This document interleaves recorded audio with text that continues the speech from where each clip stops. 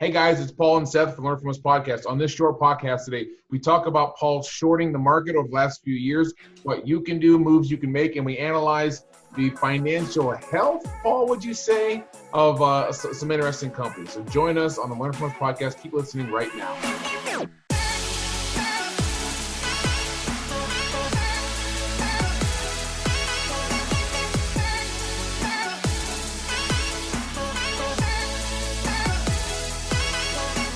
Paul, tell us about the idea of shorting the market and what you're into. Have you noticed my weird face expression sometimes? It's not until I see myself. I think that's what I can hear. Your voice changes when you're getting to a serious topic. That's like going to be like, Paul. It's really like a Popeye. I had never noticed it when I was in studio, but now when I can see myself, I have these weird facial movements. Like, hey, Paul, tell me about.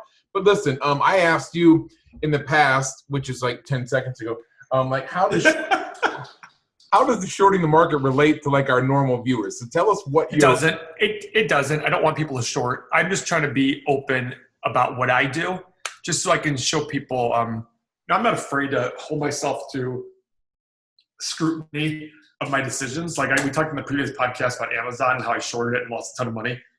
I got lucky. I had a big short on the S&P, and I got lucky in March when the market fell just like 30% really quickly.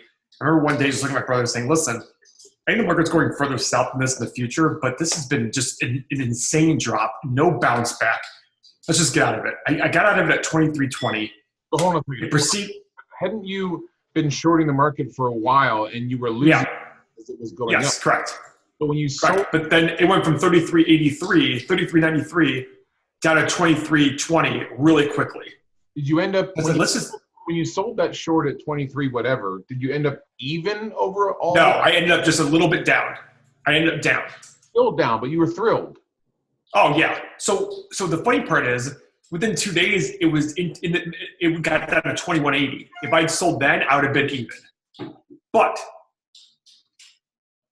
I was still happy because it went from 23.20 to like 21.80 in a matter of 2 days and shot straight back up to 29 something. So we got really lucky on the timing of it. Again, complete luck. So then it went back to like 2,600 or 2,550 really quick. And I was like, listen, I want to short again because I do think that I actually am rooting for the market to go higher because I want to short more. So I decided, starting at 2,600, I was going to short every 100 points. So right now I've shorted 2,600, 2,700, 2,800, 2,900. So I'm doing more shorting along the way to make up for that, the little loss I had and make a little bit of money. Because I think I can. So right now I don't recommend. You're selling shares you don't actually have at correct 2,900.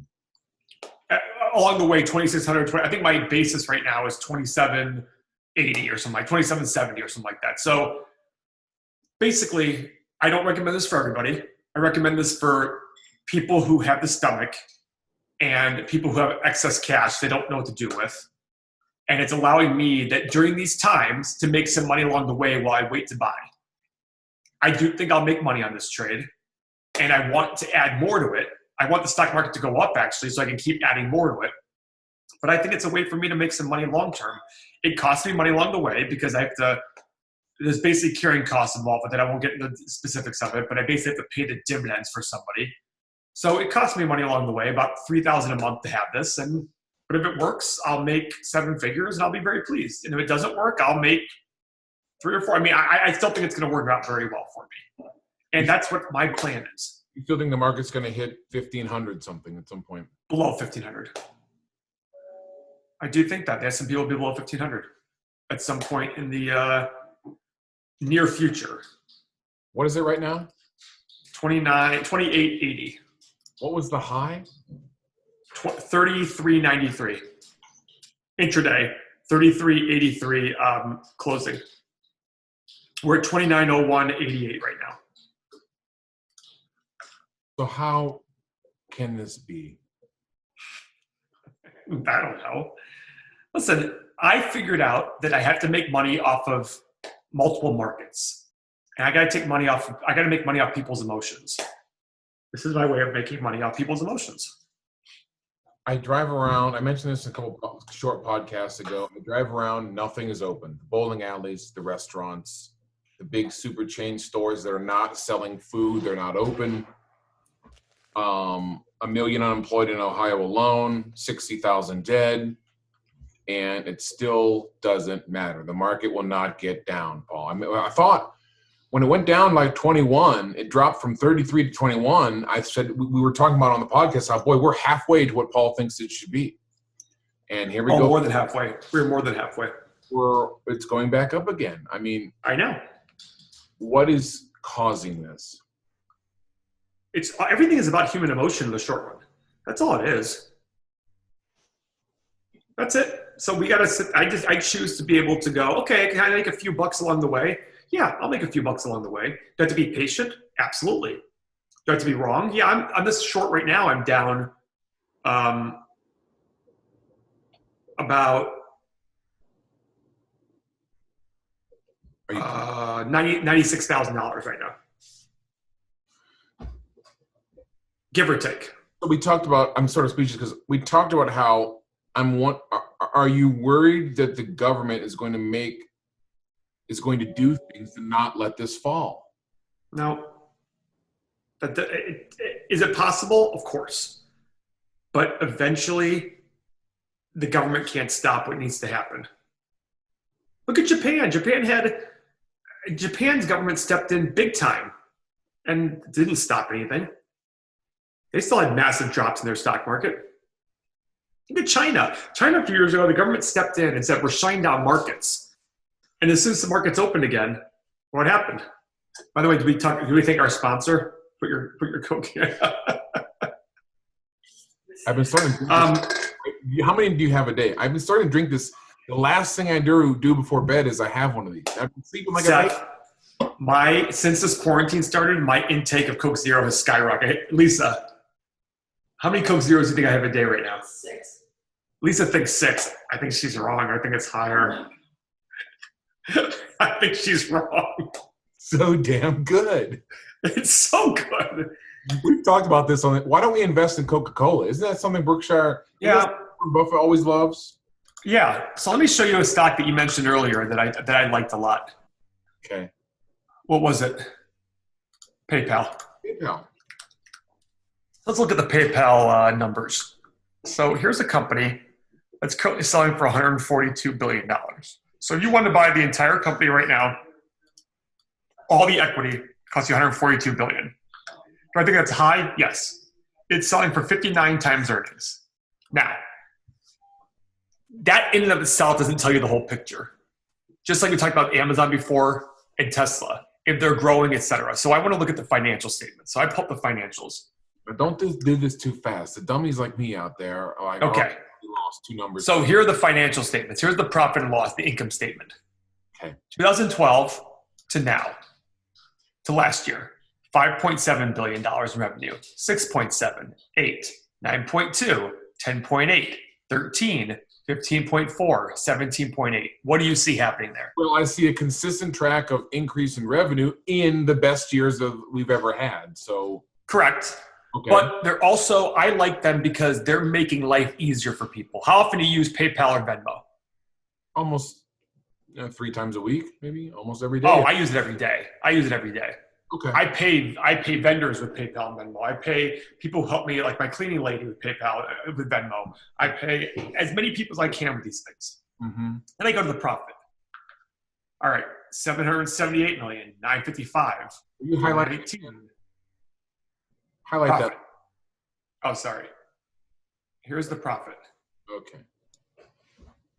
778, 955, 419, 1.2, 1.4, 1.8, 2.0, 2.5. What do you see happening here?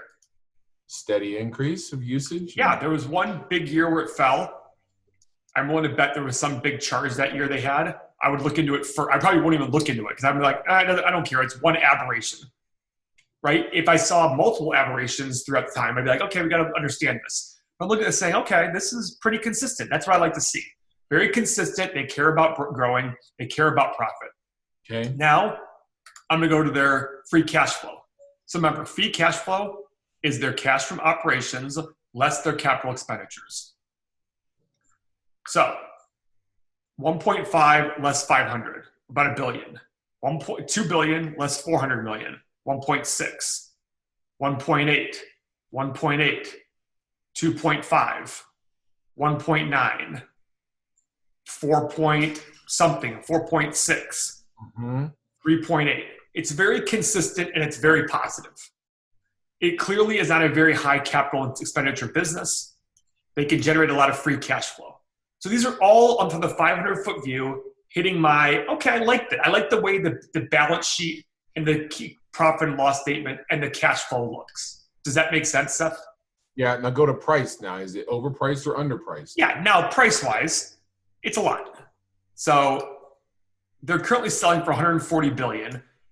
And last year they made, like, what did they make last year? They're basically selling for 58 times profit. That's 59 times profit. That's a lot. It's just a lot. You know, I look at that saying, okay, but this is this is a company that I'm adding to my list to watch. You know why?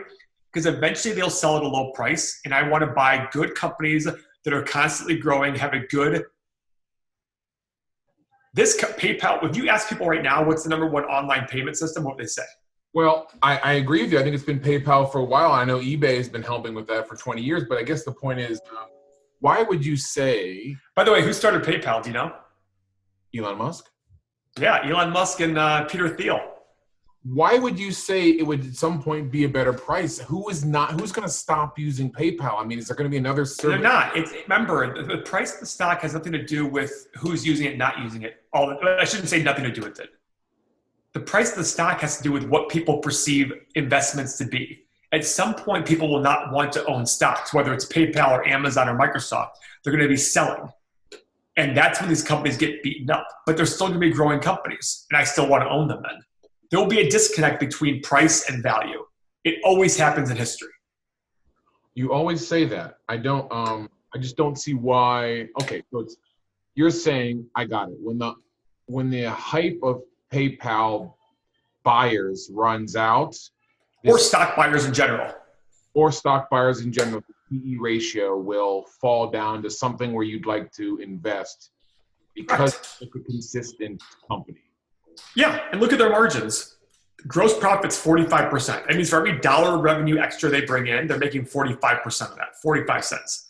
And their bottom line after taxes is 10%. Okay, nothing to write home about, nothing bad. I like their high free cash flow. I like the fact that their brand is incredible.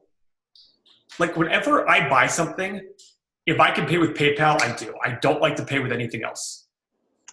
You see your chat window in the far right of the screen here where you're talking about shorting markets and shit. Oh, yeah, when I write FBI, congrats.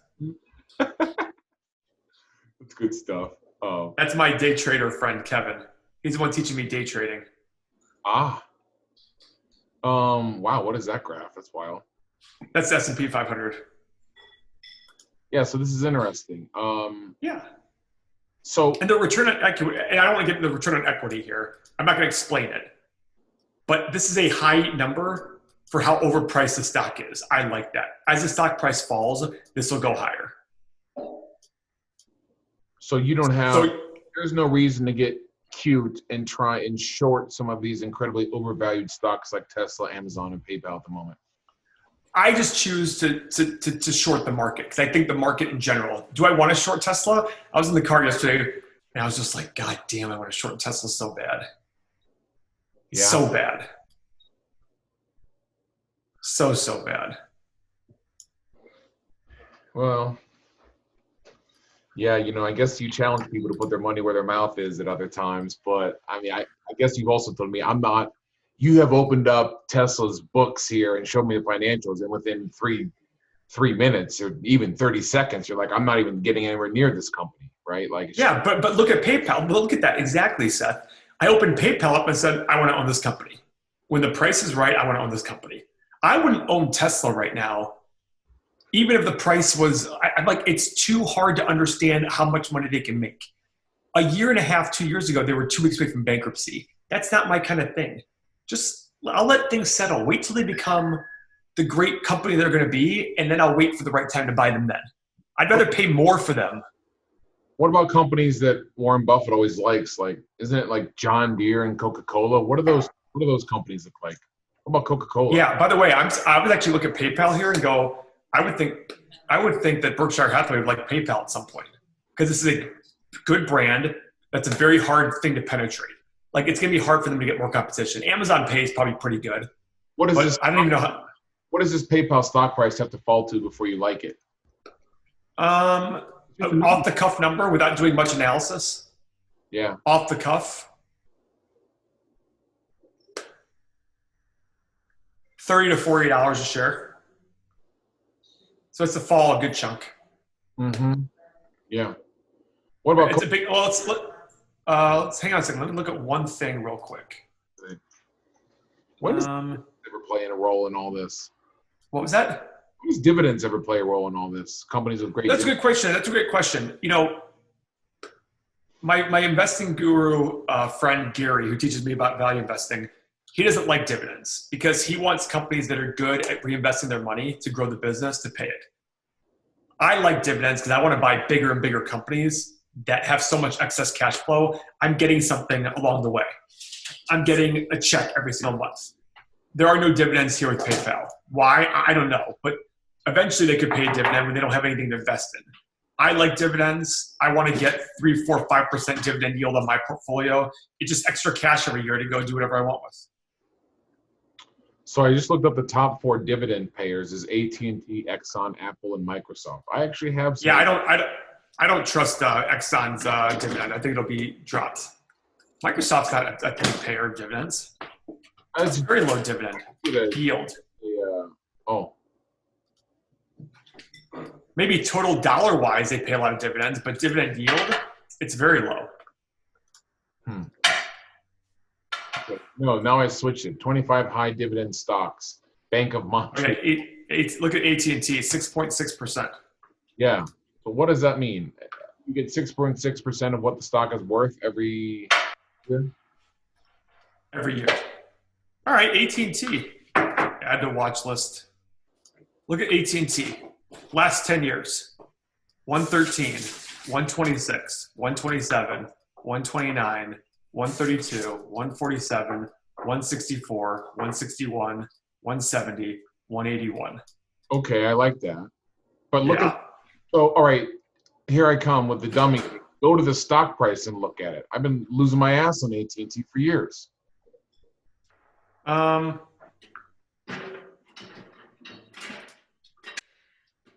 been pretty stagnant. Stagnant, I mean. Yeah, it's been pretty stagnant. I will say though, AT&T is the kind of company with this dividend yield, high profit, gross profit margin. I mean, I don't know, Seth. I think this is. You like it? It's kind of interesting. Let's see their free cash flow. What is Lisa microwaving? Seth just said, "What is Lisa microwaving?" You guys have a whole thing going on over there. I'm one with the kids. She's making soup, and by making I mean warming it up. We're trying to have a reputable podcast here, talk about millions of dollars, and someone's making them dinner. We're also doing a cooking show in the background. And I want everybody to understand that with all of this, I still have. By the way, we're not cooking it; we're just heating it. So they had AT&T had $30 billion in free cash flow last year, 23 the year before, 18 the year before that, 17, 16. They have very consistent free cash flow. So 20 billion, let's call it. And they're selling for, I don't know, it's actually not a bad idea. Seth, here's the thing about AT&T. These are the kind of companies that I think during downtimes will do better because people look for dividends and value and see where their balance sheets are getting better and better. So when is AT&T a good buy? I don't know. Maybe it's an argument right now. It's a good buy. Interesting. Very interesting. It's not terrible. You should mark this down, Paul. There's some companies that you like and why. Well, if you see my watch list, my stocks I'm watching. I mean, it's pretty long. It's currently 82 deep. Yeah, we should go over some of these. And AT&T is one of them. I added to it. I added to the list. AT&T seems like a AT&T might be. AT&T. I kind of like Seth. Nice job, bro. Okay. Giving me an idea here. I've had it. It's just never performed that well for me. I mean, Did your mom work for AT&T? For 50 years. 50 years? Like for people out there who if you ever watched Mad Men, or a show like that from the 60s, you know, Paul, the women who had the headsets and they want to connect you and they plug and plug. She started that when she was like 20 something years old and she retired 2 months ago. Wow. Yeah.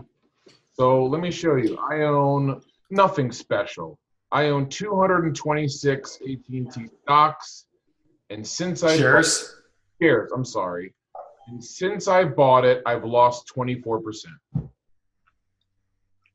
All right, so you bought it around $38? 40, unfortunately. Okay, well, listen, I might buy some. Interesting.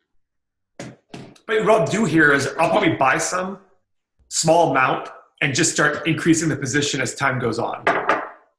Okay, interesting. All right, Paul, good idea. Thanks for letting us know on the shorts. We talked about some stocks. We're going to have more of these, folks. Subscribe, turn on notifications below. Paul gives us access to his mindset, how someone who makes a lot of money and spends a lot of time investing looks at some of these companies and whether they're good fits. So thanks for following us on Learn From Us podcast, learnfromus.com, and follow Paul on Instagram and all that stuff. And we're going to keep coming, guys. Thanks for the support. We absolutely love it, and we will keep up what our thoughts during this pandemic time. So thanks, Paul. YOLO. Thanks for your insight today. See you, man. Bye.